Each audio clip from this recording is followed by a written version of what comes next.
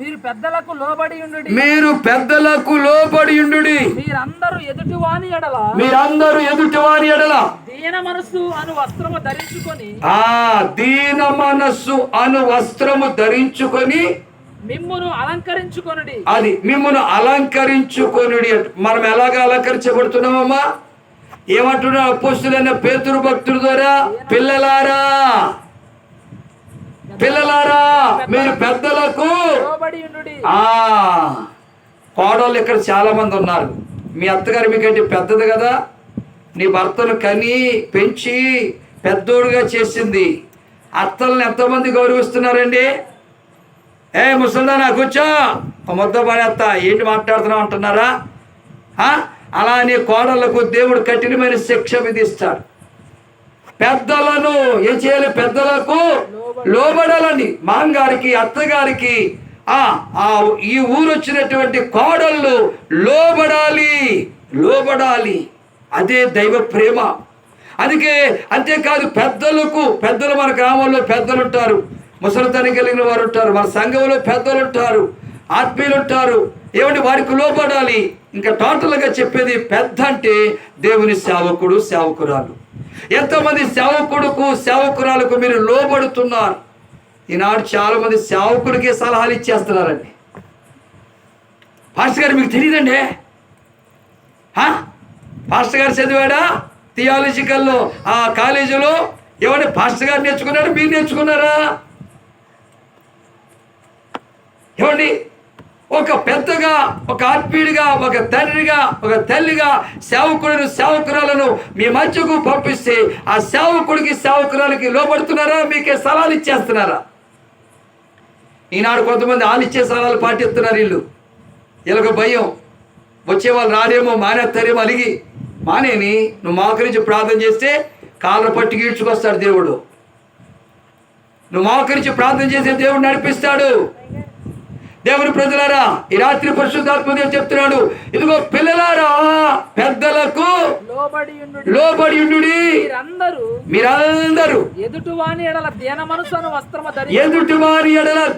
మనస్సు అనే వస్త్రమును ధరించుకొని. అర్థమవుతుందా? ఏ మనస్సు అంటమా? దీన మనస్సు అనే వస్త్రం. ఈ దీన మనస్సును వస్త్రానికి పోల్చాడు. దీన మనస్సు అంటే తను తగ్గించుకునే మనస్సు. పెద్దమ్మ ఒక మాట అంటే ఏమైపోయింది? శిలుపడిందా? పెద్దమ్మ కదండి, నాకంటే పెద్దమ్మ ఒక మాట ఉంది, పోనీ అది దీన మనస్సు అనే వస్త్రం, తగ్గించుకునే మనస్సు.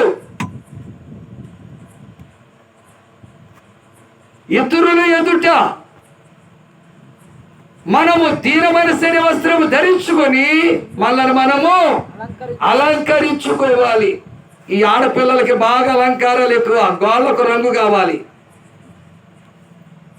ఆ రోజు ఏ బట్టలు, ఏ పంజాబ్ డ్రెస్ వేసారు ఆ రంగు వేసేయాలి. మమ్మీ కాలేజీలో ఫీజు కట్టాలి, డబ్బులు లేవమ్మా, లేకపోతే వెళ్ళను. ఈ డబ్బులేం దేనికి? వీళ్ళకి కావలసిన మేకప్ అంట. వీటికి వీళ్ళ సరదాలకి పాపం వాళ్ళేమో కూలి పనికి వెళ్ళి రెక్కల మొక్కలు చేసుకుని ఎండలో కష్టపడి చెమట వచ్చి వాళ్ళు కడుపు మార్చుకుని రూపాయి దాసి మా పిల్లలు చదివించాలి, మా పిల్లలు మామూలే కూలి పనికి రాకూడదు, ఏదో ఉద్యోగం సాధించాలని వాళ్ళు శ్రమపడి చేస్తే ఆ తల్లిదండ్రులను బాధ పెట్టే పిల్లలు చాలా మంది ఉన్నారు. వీళ్ళ యొక్క అలంకారాల కోసం. మరి ఇక్కడ ఏం ధరించుకోమన్నాడు? దీన మనసనే వస్త్రము ధరించుకో. నీ తల్లి ముందు, నీ తండ్రి ముందు, నీ అన్న ముందు, నీ చెల్లి ముందు, నీ ఉపాధ్యాయుడి ముందు, నీకున్న పెద్దల ముందు తాను తగ్గించుకునే మనస్సు అనే వస్త్రాలను ధరించుకుంటే దేవుడు ఏం చేస్తాడు? ఇక్కడ ముందుకు వస్తే చక్కని మాటలు ఉన్నాయి. అక్కడ దేవుడు అహంకారులను ఎదిరించి చూసారా? దీన మనసు అనే వస్త్రాన్ని ధరించిన వారికట అలాంటి దీనులకు ఏమిస్తాడు? కృప. ఆ కృపే అన్న పొందుకుంది.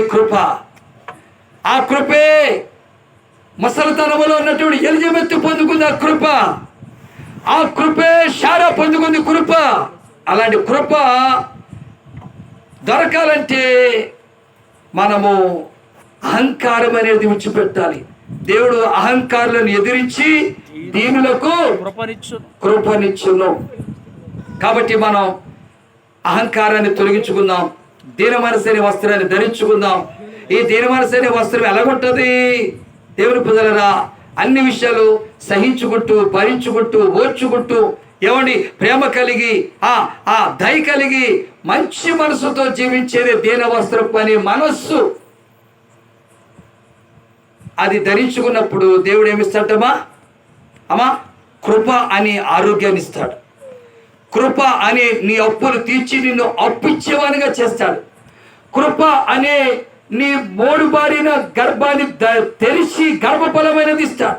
కృప అనే నీకు ఉద్యోగ సత్యమైన స్థితిలో ఉంటే నీకు ఏదో ఒక ఉద్యోగ అవకాశాన్ని కలుపజేస్తాడు.